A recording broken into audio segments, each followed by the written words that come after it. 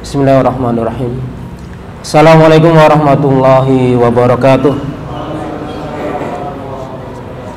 Innal hamdalillah nahmaduhu wa nasta'inuhu wa nastaghfiruh wa na'udzu billahi min syururi anfusina wa min sayyiati a'malina. May yahdihillahu fala mudhillalah wa may yudlil fala hadiyalah. Wa asyhadu an la ilaha illallah wahdahu la syarikalah. Wa asyhadu anna Muhammadan abduhu wa rasuluh la nabiyya wa la rasula ba'dah. Ya ayyuhalladzina amanu taqullaha wa qulu qawlan sadida yuslih lakum a'malakum wa yaghfir lakum dzunubakum wa may yuti'illaha wa rasulahu faqad faza fawzan 'aziman. Fa inna asdaqal hadithi kitabullah wa khairal hadi hadi Muhammadin sallallahu alaihi wasallam wa syarrul umuri muhdatsatuha wa kullu muhdatsatin bid'ah wa kullu bid'atin dhalalah wa kullu dhalalatin finnar. Allahumma shalli wa sallim wa barik wa an'im wa zid ala habibina wa rasulina wa nabiyyina Muhammad wa man tabi'ahum bi ihsan ila yaumiddin tsumma amma ba'd. Hadirin kaum muslimin yang mudah-mudahan dirahmati Allah Subhanahu wa taala. Marilah tidak henti-hentinya kita terus memuji Allah Subhanahu wa taala dalam segala kondisi. Dan kita juga bersyukur atas limpahan hidayah, rahmat, inayahnya kepada kita semuanya, sehingga kita diberikan kemudahan. Karena tidak setiap orang dimudahkan untuk hadir di majelis ilmu. Diberikan juga kelapangan, karena tidak setiap yang hadir itu lapang hatinya. Dan mudah-mudahan diberikan rahmat oleh Allah Subhanahu wa taala. Nah, pembahasan kita pada kesempatan yang berbahagia kali ini terkait dengan masalah fikih muamalah, khususnya dalam bab gharar, ketidakjelasan dalam jual beli. Hari ini jual beli itu sudah menjadi satu hal yang sangat-sangat viral di berbagai macam level. Bahkan mungkin di antara kita yang hadir ini hampir setiap saat ya, melakukan transaksi jual beli. Ya, ada yang jual beli secara offline, ataupun di zaman sekarang sudah berubah drastis sekali secara online. Nah, oleh karena itu penting sekali kita memahami tentang babul gharar, karena ini aslun azimun ya, fi babil buyu, sebagaimana yang dikatakan oleh Imam An-Nawawi rahimahullah ta'ala dalam syarah Sahih Muslim, aman nahyu an bai'il gharar fahuwa aslun azimun min usuli kitabil buyu ya.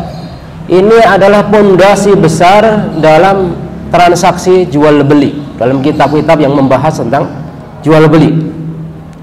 Oleh karena itu seorang muslim wajib memahami ya, jangan sampai terjatuh dalam masalah gharar ya. Dan apa itu yang disebut gharar?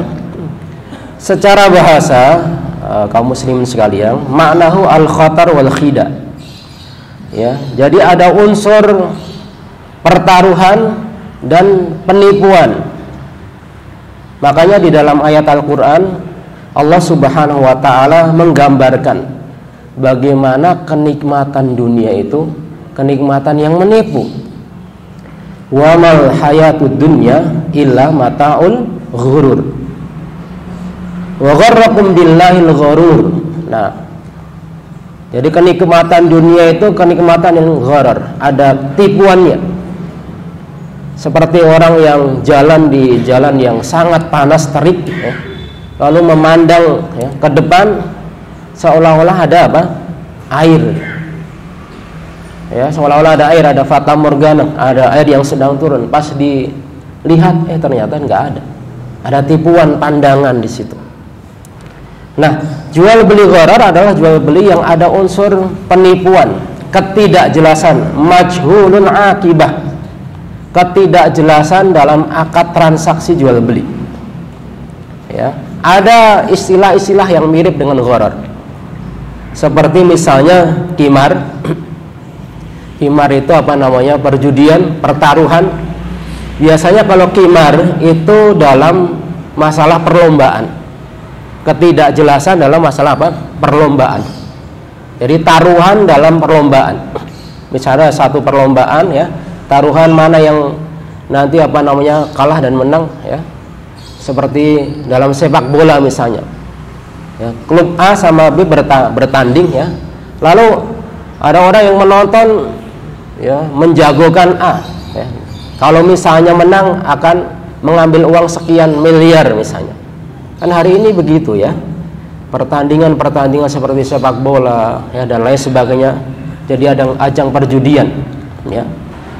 Kemudian ada juga kalau gharar itu dalam jual beli.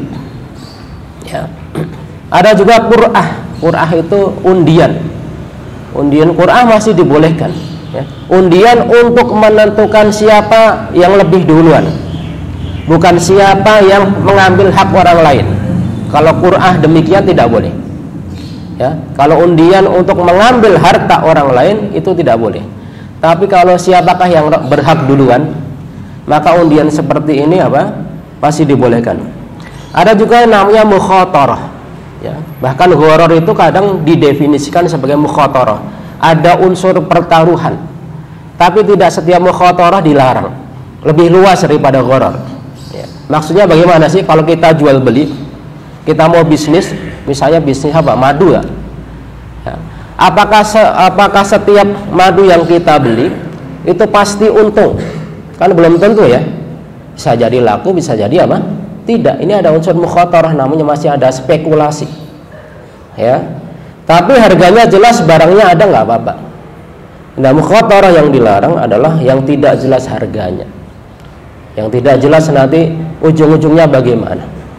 Nah, hampir setiap jual beli atau bisnis pasti mengandung unsur ya tadi pertaruhan antara untung dan rugi. Kalau setiap apa namanya jual beli pasti untung, ya semua akan dagang nanti ya. Kan nggak setiap jual beli untung. Silahkan Anda copy paste ya, copy paste, orang nyebutnya demikian. Cara orang lain, barang dagangan orang lain, tapi kita nggak bisa menjiplak, mengcopy paste apa rezeki orang lain. Ya, sama-sama jualannya madu, sama-sama jualannya minyak zaitun, sama-sama jualannya baju. Caranya juga sama, tapi hasilnya apa? Berbeda. Ya. Makanya qanaah itu penting ikhwan sekalian. Ya. Kita hanya berusaha semaksimal mungkin. Nah, hukum jual beli gharar itu adalah jual beli yang sifatnya batil. Jual beli yang sifatnya apa? Batil, dilarang. Nah, Rasulullah sallallahu alaihi wasallam an bai'il hasah wa an bai'il gharar. Nabi sallallahu alaihi wasallam melarang jual beli hasah dengan cara melempar batu atau kerikil, nanti akan kita jelaskan insyaallah. Wa an bai'il gharar, jual beli yang mengandung unsur ketidakjelasan dalam beberapa sisi ya, nanti ada macamnya ya. Karena jual beli gharar ini dilarang, kenapa? Faktor hukumnya, ilahnya kenapa? Karena mendolimi orang lain ya. Kadang yang namanya mendolimi orang lain itu bisa jadi dari akad jual beli. Maka kebanyakan orang ya bermusuhan, salah satunya adalah dalam masalah bisnis. Tadinya satu meja, satu perusahaan, satu tim gitu kan. Gara-gara masalah bisnis yang tidak sesuai dengan syar'i, ujung-ujungnya apa? Permusuhan. Nasallahu al-afiyah. Ya. Dan memakan harta orang lain dengan cara batil. Dan ini dilarang ya. Wala ta'kulu amwalakum bainakum bil batil. Salah satu bil batil adalah dengan cara gharar, dengan cara riba. Ya. Gharar lebih luas daripada riba pembahasannya. Lebih luas banget ya. Makanya sebenarnya tidak cukup satu majelis, apalagi cuma setengah jam ya. Tapi setidaknya ringkasan materinya bisa kita ketahui ya. Kemudian macam-macamnya, macam-macam jual beli gharar agar kita lebih memahami. Ada gharar dalam masalah akad transaksinya, dari sisi akadnya. Seperti jual beli dengan dua akad ya. Bai'atain fi bai'ah ya, dua akad jual beli dalam satu akad. Ini dari sisi akadnya ada gharar. Misalnya begini, ya, saya jual gelas ini, gelas kaca ini, ya, secara cash harganya 100.000, dengan kredit harganya 120.000, ya, langsung saya beli, ya, tanpa ditentukan harga yang mana, cash atau kredit. Nah, ini ada gharar, ketidakjelasan dari sisi akadnya. Kemudian yang kedua dari sisi objek transaksinya, komoditas barang yang diperjualbelikan ini banyak. Contohnya, ya, dari sisi objeknya ini banyak. Jual beli bai'ul mulamasah, ya, jual beli dengan cara menyentuh, ya. Kalau zaman jahiliyah, ini dulu dipraktekkan di masa zaman jahiliyah. Jika kain mana saja yang kalian sentuh, yang disentuh, maka itu yang dibeli, ya. Dalam istilah yang mudah, ya, menyentuh berarti membeli. Pokoknya yang disentuh ini, ya berarti harus beli ini. Nggak tahu, ya, sisi ghararnya dari apa? Dari sisi sifat barangnya. Boleh jadi ini bagus, boleh jadi enggak boleh demikian. Ya harus kalau kayak gini kan bisa kelihatan. Kalau misalnya kain atau baju yang dilipat, ya, atau misalnya showroom, ya, dia pajang mobil, dia pajang motor, ya, tiba-tiba menyentuh ini, nggak sengaja menyentuh, ya, bayar. Beli gitu kan, mau nggak kayak gitu kira-kira? Kan mau, gitu, ada ghararnya. Enak aja, siapa tahu tuh nggak bagus gitu kan bajunya. Ini dari sisi objeknya. Kemudian bai'ul munabadah. Munabadah ya, meletakkan sesuatu. Anyam bila, ya, kullu wahidin thawbahu ila akhar. Antara penjual dan pembeli, sama-sama penjualnya ini jualan baju, masing-masing melemparkan baju. Nih baju saya, ini kan, kamu yang mana itu, ya, langsung dibeli itu, ya. Boleh jadi nilainya sama, itu nggak masalah, ya. Tapi kalau boleh jadi yang kita lemparkan itu nilainya lebih rendah atau lebih bagus, jadi ada unsur ini, makanya dilarang. Benar. Kemudian bai'ul hasah, jual beli dengan cara melempar batu atau kerikil, dilempar, yang kena berarti itu yang dibeli. Atau dalam praktek yang lain zaman dahulu, mereka ketika jual beli tanah itu dengan cara dilempar. Jadi ambil batu dilempar. Sejauh lemparan batu atau kerikil itu yang dibeli. Berarti nggak jelas dari sisi ukuran yang diperjualbelikan. Nah itu, ya, tidak jelas. Ya. Kemudian, ya, di antara bentuk yang lain adalah bai'un majhul, ya, objek jual belinya tidak jelas atau tidak bisa diserah terimakan. Saya jual burung yang masih terbang di langit itu, silahkan tangkap sendiri, mau nggak? Atau ikan yang masih ada di sungai, di lautan, silahkan tangkap sendiri, majhul. Atau zaman dahulu itu namanya bai'ul nuhiya anil hayawan. Dalam masalah jual beli hewan itu ada 3 yang dilarang. Pertama adalah bai'ul habalul habalah, jual beli janin dari janin yang masih ada di perut induk yang hamil. Paham nggak? Ya kan? Janin dari janinnya. Misalnya ini ada sapi atau unta yang sedang bunting, sedang hamil, kan di dalamnya ada janin. Nah, yang dijual adalah janinnya dari janin itu. Janinnya dari janin, kan nggak jelas. Boleh jadi ini keluar nggak ada nyawanya, boleh jadi mati nanti. Ini nggak jelas nanti. Nggak ada barangnya saat itu, nggak ada. Nunggu mungkin 2-3 tahun atau 4 tahun, ya, dan belum jelas.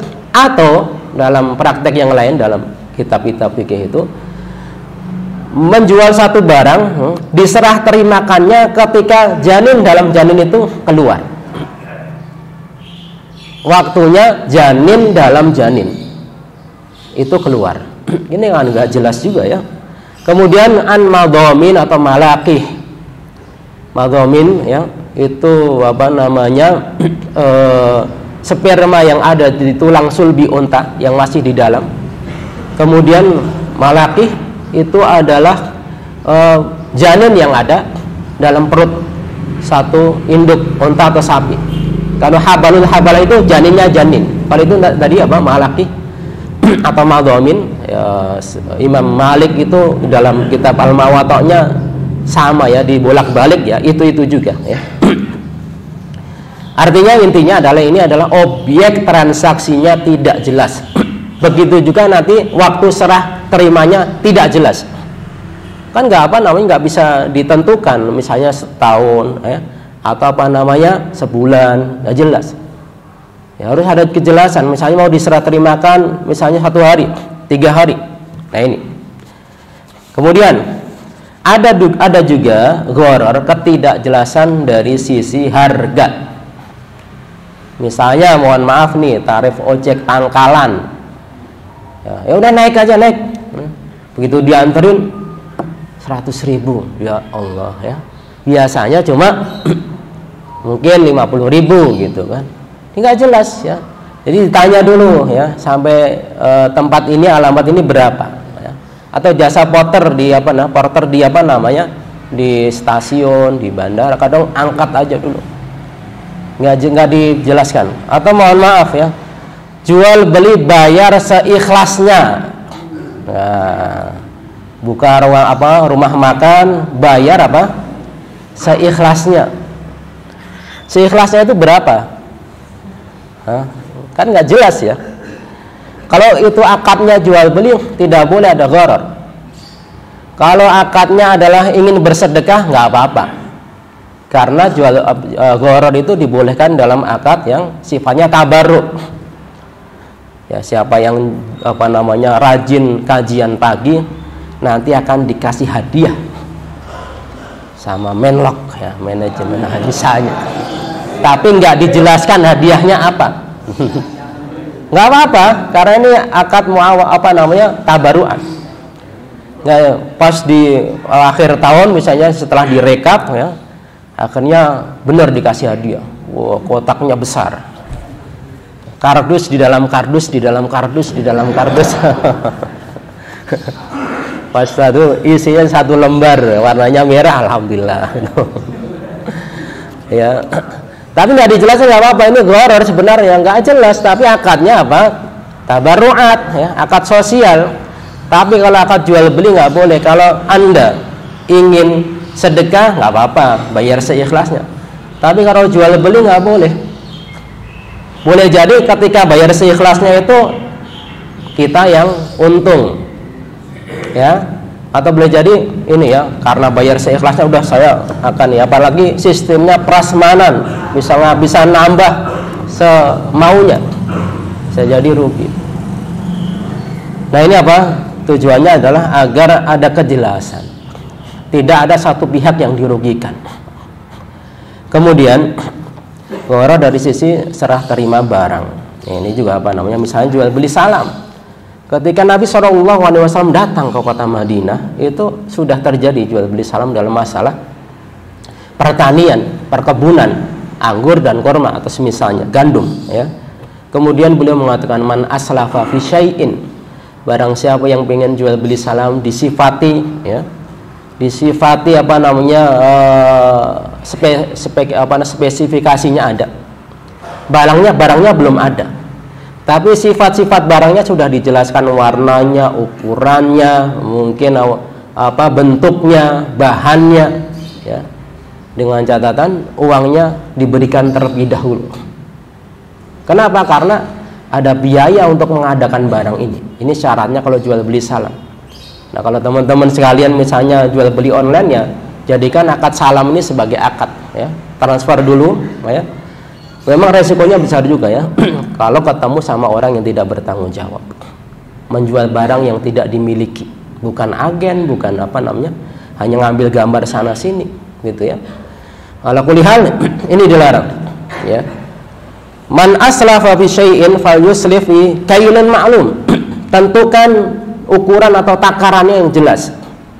Karena zaman dulu itu berapa sok misalnya ya. Atau wawaznin ma'lum, atau timbangan berapa kintal, berapa ton, ila ajalin ma'lum, sampai waktu itu ditentukan, misalnya mau 1 tahun, 2 tahun, 1 pekan, 2 pekan, 1 bulan, 2 bulan, dan seterusnya. Nah ini apa nama beberapa jenis gharar ya, hanya sedikit saja. Kemudian tidak semua gharar itu dilarang ya. Kalau misalnya semua gharar dilarang, hampir setiap jual beli itu ada unsur ghararnya. Makanya ya, ada beberapa gharar yang dibolehkan ya. Ila annahu la yumkin ibtali kulli gharar ya. Li anna dzalika yuaddi ila ighlaqi babil buyu' ya. Kalau semua jenis gharar yang kecil ataupun yang besar dilarang, maka pintu-pintu jual beli atau bisnis itu akan tertutup. Tertutup. Berbeda dengan riba. Kalau riba sedikit atau banyak dilarang. Riba itu ya. Mau yang 0, sekian persen itu dilarang. Baik riba jahiliyah atau riba kontemporer. Riba jahiliyah itu begini ya. Dulu kalau ada orang hutang itu pada awalnya, pada awal akadnya enggak dipersyaratkan ada tambahan. Baru ketika dia gagal bayar, datang ke orang yang menghutangi, ya fulan, angzirni, kasih tempo ding, kasih apa namanya, kasih tempo dong ya, kasih tempo, kasih perpanjangan waktu. Baik, saya akan kasih tempo, tapi akan saya tambah. Itu zaman dulu begitu. Ya, awalnya sih baik ya. Tapi zaman sekarang enggak. Kalau teman-teman misalnya lihat praktek di bank konvensional, begitu teken kontrak ya, pembiayaan atau apa, langsung ada kan apa nilai bunganya berapa persen ya, sejak awal akad ya, sejak awal akad sudah ada. Sama dua-duanya dilarang ya, kecil maupun besar dilarang. Kalau gharar masih dibolehkan ya. Yang dibolehkan yang pertama, ayakun al-gharar fi ghairi ma'qud al-muawadat al-maliyah. Gharar dibolehkan dalam akad yang sifatnya sosial, dalam akad tabarruat. Akad dalam muamalah ada sifatnya muawadat, yang profit, jual beli sewa menyewa, yang memang itu ditujukan untuk mencari keuntungan. Ada sifatnya tabarruat sosial, seperti hadiah, seperti hibah ya. Ini dibolehkan untuk apa namanya, ada unsur gharar ketidakjelasan dibolehkan. Karena apa? Tidak ada unsur mendolimi orang lain, tidak ada unsur mengambil harta orang lain dengan cara batil ya. Tadi ya, misalnya memberikan apa namanya muawadat, memberikan ini ya, hadiah ya, hibah. Barang siapa yang demikian, atau misalnya anak yang rajin nanti akan saya kasih begini sama gurunya, apa itu belum dijelaskan itu. Yang kedua ya, ayakun al-gharar tabi'an, pada akad-akad yang mengikuti, bukan akad utamanya ya, pada akad-akad yang mengikuti, bukan akad utama, bukan asolah, tapi tabaiyah. Contohnya begini, kita mau beli, misalnya mau kurban atau mau apa saja ya, beli sapi ya. Kebetulan sapinya adalah betina yang sedang hamil atau menyusui, yang sedang menyusui ya, pasti dong apa nama sapi itu, terkadang apalagi sapi perah itu ada susunya itu. Nah kita niatnya yang utama adalah akad jual beli sapinya itu, bukan susunya ya. Jadi yang jual beli susu dalam putingnya sapi yang apa namanya menyusui itu dibolehkan, karena sifatnya mengikuti.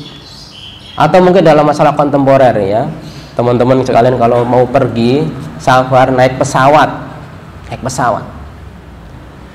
ya, naik pesawat ya, itu dalam harga tiket itu ada harga asuransinya atau tidak Ada atau tidak? Setiap kita beli tiket, ada ya? Niat kita beli asuransi atau beli tiket? Niat kita ketika naik pesawat, ya pasti beli tiketnya. Bisa atau tidak dipisahkan itu? Bisa nggak? Saya beli harga tiket murninya saja, nggak bisa Pak. Ini udah plus, udah include asuransi. Nah kalau tidak dipisah ya, itu ada unsur gharornya juga, ya. Maka masih dibolehkan, Kalau tidak bisa dipisah ya.